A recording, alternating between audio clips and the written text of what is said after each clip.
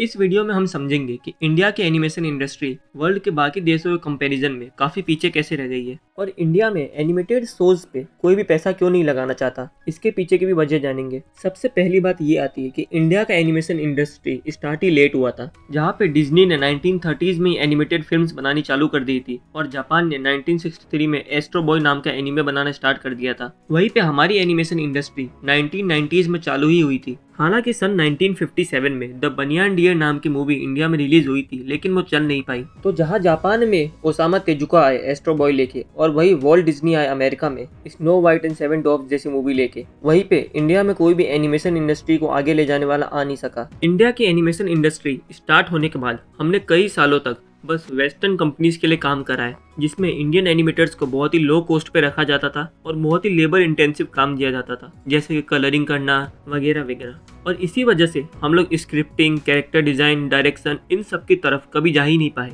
जिसकी वजह से इंडिया की एक ऐसी इमेज बन गई कि ये सिर्फ इन बिटवीन काम कर सकता है, ग्लोबल लेवल पे ये कॉम्पीट नहीं कर सकता और ओरिजिनल कंटेंट नहीं बना सकता। दूसरा है कि हमारे ऊपर कल्चरल बैरियर से बहुत ज्यादा है। इंडिया में जो भी एनिमेटेड मूवी बनेगी या तो वो रामायण, महाभारत या किसी पुराने माइथोलॉजिकल क्रिएचर पे बनेगी। वहीं पे Japanese anime and western animation ये सब ज्यादा ग्लोबल कंटेंट बना पाते हैं, जिसको पूरी दुनिया देख पाए, जिसमें हीरोइज्म, लव, एडवेंचर हर तरह की थीम्स होती है। जैसे कि जापान हर तरीके का एनिमे बनाता है, एक्शन में डीमन स्लेयर, मिस्ट्री में डेथ नोट, कॉमेडी में गिंतामा। इसके अलावा इंडिया में कोई भी प्रोड्यूसर एनिमेटेड मूवी पे बजट लगाने में डरता है, जिसकी वजह से उस एनिमेशन में ना क्वालिटी अच्छी हो पाती है, ना वॉइस एक्टिंग अच्छी हो पाती है, ना ही उसका डिस्ट्रीब्यूशन अच्छे से होता है। जहाँ पे डिज्नी और पिक्सार की मूवीज का बजट $100 मिलियन से ज्यादा होता है, वहीं पे हमारी मूवीज $10 मिलियन के अंदर ही रह जाती है। और इसके पीछे कई रीजंस भी है, क्योंकि इंडिया में ज्यादातर एनिमेटेड मूवीज फेल हो चुकी है एंड इंडिया में ऐसी कोई भी स्कूल और कॉलेज नहीं है जहाँ पे एनिमेशन ढंग से सिखाया जाए। वहीं पे यूएस और जापान में पूरी फुल्ली डेवलप्ड एनिमेशन स्कूल्स है, और यदि इंडिया में कोई एनिमेटर अच्छा बन भी जाता है तो यहाँ पे अपॉर्चुनिटीज इसके लिए बहुत कम है, जिसकी वजह से उसको बाहर किसी देश में जाके काम करना पड़ता है। फिर या तो वो जापान जाएगा या यूएस जाएगा मेनली। और हम लोग टूलिंग के मामले में बहुत ज़्यादा पीछे हैं। हम लोग सारे outdated software and hardware use कर रहे हैं, जहाँ पे यूएस एंड जापान सारे कटिंग एज टेक्नोलॉजी यूज़ कर रहे हैं, जो कि बहुत ही ज़्यादा इफेक्टिव है। और जहाँ पे पूरे वर्ल्ड के स्टूडियोज कई बार कोलैबोरेट करते हैं, हम लोग कोलैबोरेट करने से भी डरते हैं। मार्वल की एक्स-मैन सीरीज के लिए उन लोगों ने जापान के एक स्टूडियो के साथ कोलैबोरेट करा था, जिसका नाम स्टूडियो मैडहाउस था। एंड साथ ही साथ इंडिया में कार्टून्स की एक इमेज बन गई है कि ये बच्चों के लिए है, और वहीं पे जापान में एनिमे एक बहुत बड़ा जॉनरा है और इसको बच्चे से लेके बूढ़े बड़े सब देखते हैं। और तो और इंडिया में एनिमेशन की बिल्कुल भी कदर नहीं है, ऑडियंस के मन में भी और डायरेक्टर्स के मन में भी। यहाँ की एंटरटेनमेंट इंडस्ट्री में हमेशा एनिमेशन को नीचे रखा जाता है और लाइव एक्शंस को ज़्यादा प्रीफर करा जाता है। इसी वजह से जहाँ पे हमारे देश में शाहरुख खान, सलमान खान, अक्षय कुमार ये लोग ज़्यादा फेमस है,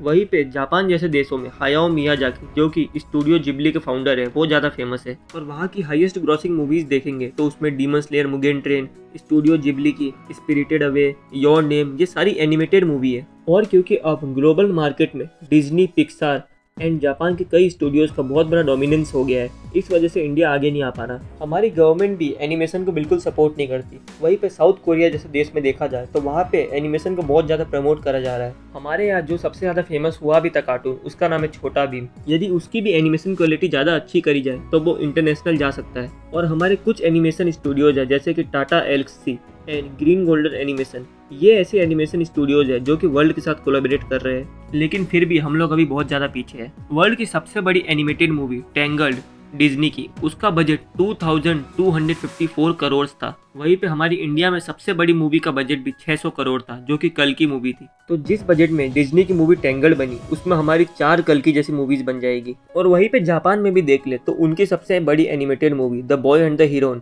उसका बजट भी 301.58 करोड़ था। हमारे इंडिया में जो सबसे बड़ी एनिमेटेड मूवी आई थी वो थी महाभारत, जो कि 50 करोड़ के बजट में बनी थी, और उसमें बहुत बड़े बड़े एक्टर्स ने अपनी वॉइस दी थी, जैसे कि अमिताभ बच्चन, अजय देवगन, विद्या बालन।